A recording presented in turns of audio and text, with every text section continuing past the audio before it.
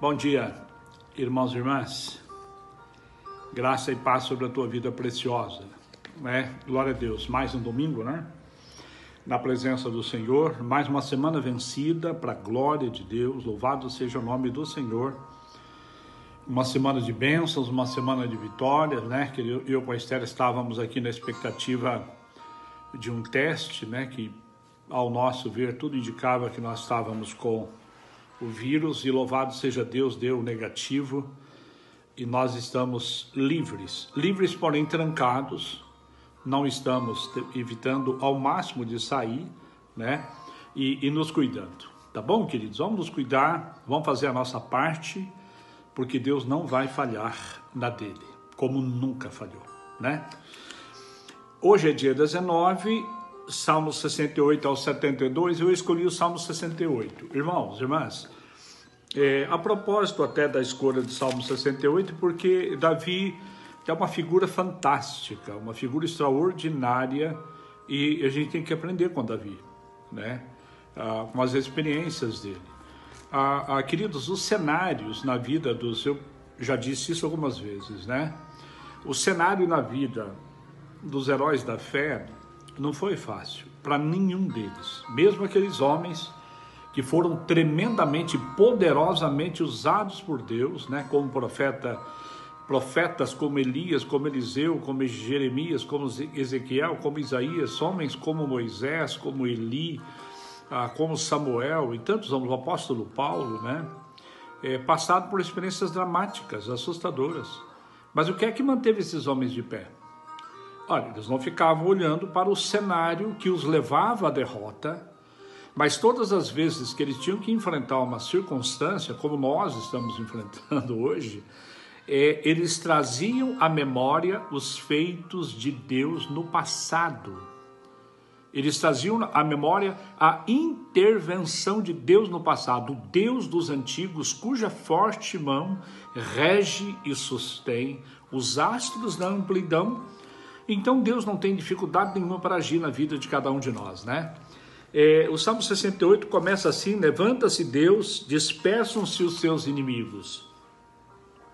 De sua presença fogem os que o aborrecem, como se dissipa a fumaça, assim tu os dispersas, como se derrete a cera ante o fogo, assim a presença de Deus derrete os inimigos. A linguagem dele, né? A cera de abelha, né? Que eles usavam essa cera como cola, usavam para vedação, né? A gente usava isso na roça. E a presença de Deus é uma presença tão poderosa que diante de Deus os inimigos se derretem como cera, né? A potência de Deus tremenda, né? E a onipotência, a onipresença de Deus e a fragilidade do inimigo diante da grandeza do Senhor. Em determinado momento ele diz no versículo 5, né? Que este Deus todo-potente, todo-poderoso, que o mundo se derrete diante dele como cera, ele é o pai do órfão e juiz das viúvas. Aqui para viúva, né? Quem sabe alguém está me assistindo, que seja viúva, ou que seja órfão, ou que passa por batalha.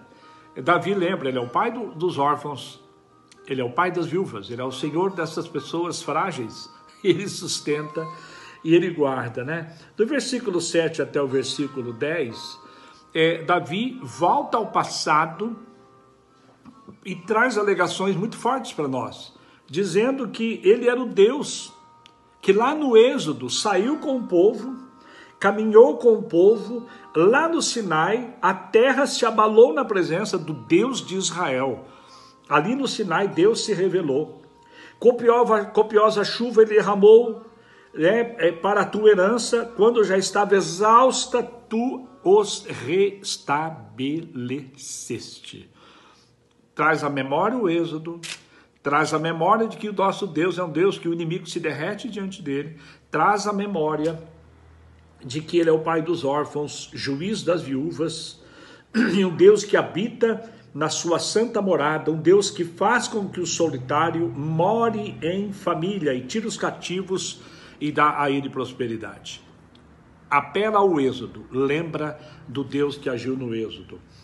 Os versículos 14 ao versículo 18, ele lembra quando o Todo-Poderoso ali dispersa os reis, cai neve sobre o monte Zalmon, o monte de Deus é Bazã, serra de elevações é o monte de Bazã.